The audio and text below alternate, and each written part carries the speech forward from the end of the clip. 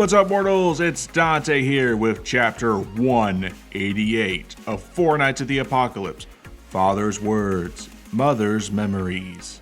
This is going to be quite a divisive chapter, so hey, let's get right into it.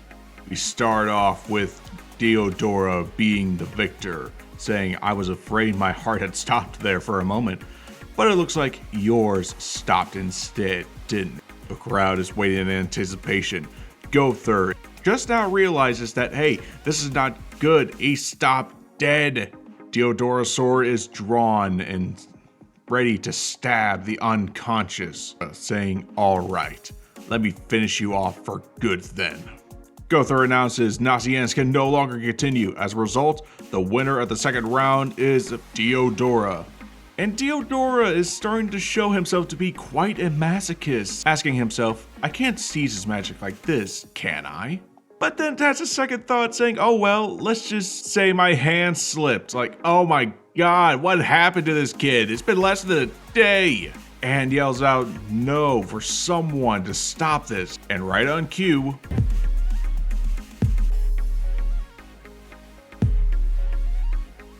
Percival comes to the rescue, sword in hand and fist to Diodora's face. Diodora is launched, but of course, as we've all seen, the attack is returned back to sender at Percival, with even Diodora mocking him, laughing, saying, weren't you watching at all? Throwing a punch is only going to hurt you. But what does Percival say? Shut up. That's right, you don't mess with a death spirit, Diodora. You might think you're tough shit, but this is not gonna go out your way. He just shrugs it off, while Percival is left with Nasiens' dying body in his arms, saying, Nasiens, hang in there, open your eyes. And as for Diodora, he sheathes his sword, calls out to the monsters, 𝐸𝐮𝐬𝐫𝐿, snark, and tells them to get back up, you useless fools. If you don't do anything for me next time you're dead, how dare you? How dare you mistreat your pets? Especially 𝐸𝐮, they look so cute and fluffy, you jerk. The platoon and team members rush to Nasiens. Even Tristan is willing to give him a hand to help out. The mix of Percival's healing and also Tristan's is not doing anything. They keep calling for Nasiens to open their eyes, to wake up, but nothing is happening. Percival is saying that the life spirit is still inside Nasiens. However, while everyone is panicking, Gawain says that calm down. It's a very slow, but she senses a pulse. He's near death. But everyone's wondering what the cause was. Did a poison cause it and was reflected back? With Donnie asking, but I thought Nasiens was invulnerable to any self-conjured poison. But then, Percival notices something. He looks at the vial and comes to the realization. The reason why it didn't work is because it was an untested poison. One that Nasiens' body never experienced. That's why the effects happened. We then get a flashback back to the fairy realm. Apparently a few months back, Nasiens was about to eat some sort of berry, but then, at the last minute, their father, 𝐻𝐻𝐿, comes to the rescue, saying, just in time, with Nasiens being very confused as to why. 𝐻𝐻𝐿 explains that what Nasiens was about to eat were jet black berries called blood skulls. Ooh, spooky. Just ingesting the juices alone puts you 1 foot in the grave. Eat the whole berry and you'll go into a comatose. It's a magic plant. Yeah, no crap. You're in the freaking fairy realm. Everything there to a human is magic. Nasiens says a comatose, but not dead, right? And this pisses off Daddy King pretty much that he turned back into Fat King. And warns Nasiens in probably the scariest face. Are you listening to me, Nasiens, when I say comatose? I don't just mean for a minute. There is no antidote. Your growth, your metabolism stops. You'll just sleep forever. This sounds a lot like a certain fairy tale. One that Disney just came out with. The memory transitions with Nasiens and Deanne, finally. Some more mother-child moments. She's laughing, saying, so that's why you're down in the dumps? But Nasiens says that they're not annoyed about that. They wanted to add the berries to their poison repertoire. And even Diane said that they're really tasty? What? Even Nasiens is shocked that the queen had those berries before. You know, the ones that put you in a coma.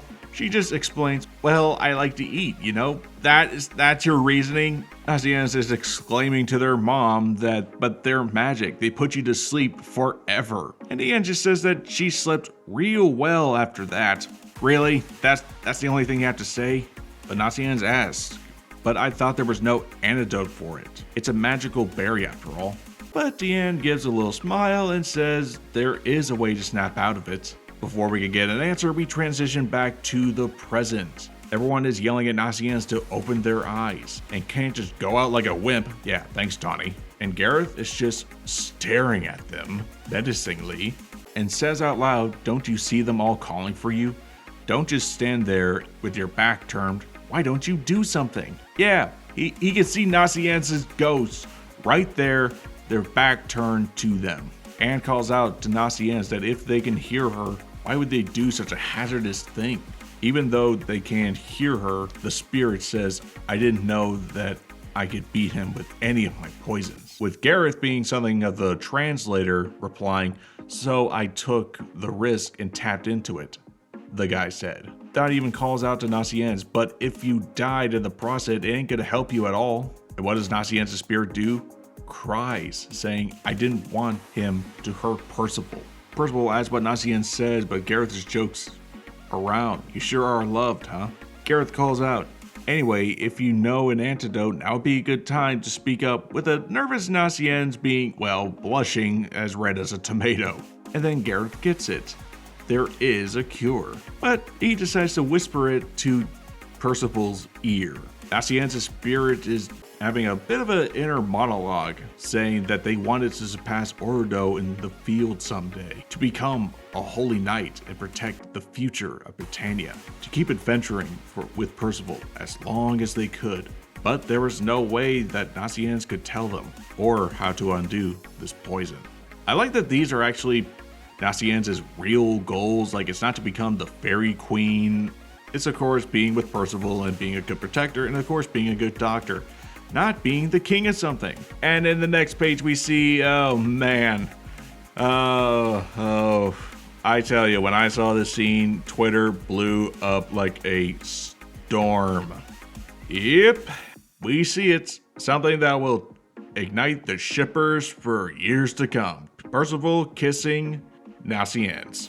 Everyone has their reactions. Tristan and Donnie are confused. Anne seems a little nervous. Gareth is going like, ugh, about time, while Gawain is just having a little perverted smirk, like, ooh, spicy. Kiss ends, and,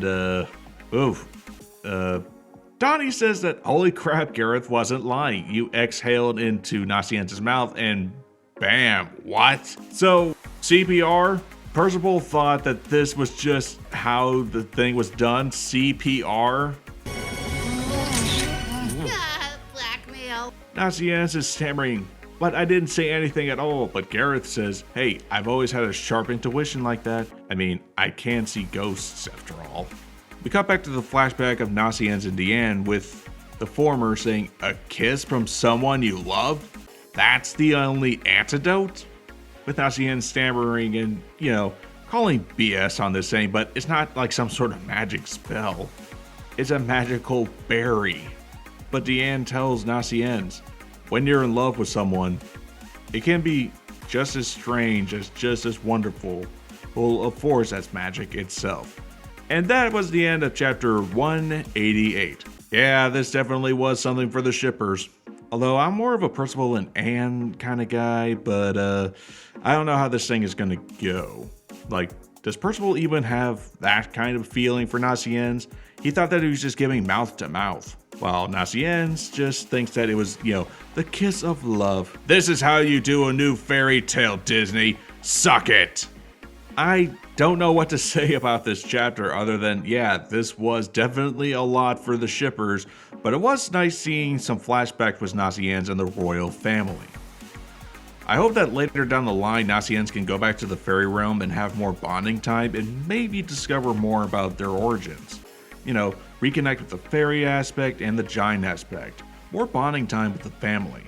But luckily we can get through this whole lovey-dovey love crap and get right back to the fighting, because up next is Gawain versus Ballin, the Invincible versus the Master of the Sun.